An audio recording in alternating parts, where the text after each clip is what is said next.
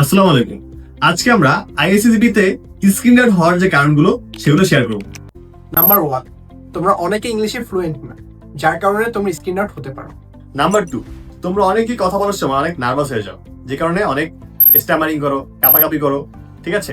এই কারণে তোমরা বাদ করতে পারো।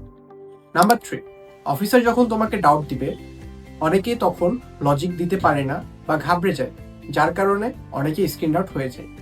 নাম্বার 4, অ্যাজ আ স্পিকার কথা বলার সময় তুমি গ্রুপমেন্টের সাথে আই কন্ট্যাক্ট করো না, হয়তো বা একদিকে তাকিয়ে থাকো কিংবা জাজেসদের দিকে তাকিয়ে থাকো, যে কারণে তুমি বাদ করতে পারো। অথবা অ্যাজ আ লিসনার তোমার কিন্তু স্পিকারের কথা মনোযোগ দিয়ে শোনা উচিত এবং তোমার কাজে কর্মে সেটা শো হওয়া উচিত। নাম্বার 5, তোমাদের অনেকের ড্রেস আপ ঠিক থাকে না, বা তোমরা ঠিক মতো গ্রুম হয়ে যাও না এবং হাবভাব অন্যরকম থাকে বা একটু শ্যাবি টাইপের থাকে, যার কারণে অনেকেই স্ক্রিন আউট হয়ে যায়। The last and most importantly, তোমরা অনেকেই বাদ পড়ে যাও বিকজ তোমরা ইনস্ট্রাকশন ঠিক মতো ফলো করো। ধরো কোচিং থেকে তুমি যা শিখে গিয়েছো ওইটা কিন্তু ওখানে না হতে পারে, সো ওইখানে গিয়ে তোমরা যে ইনস্ট্রাকশন পাবা অবশ্যই সেই ইনস্ট্রাকশন ফলো করবা, কোচিং এরটা না। ওকে, থ্যাংক ইউ এভরিওয়ান, আসসালামু আলাইকুম।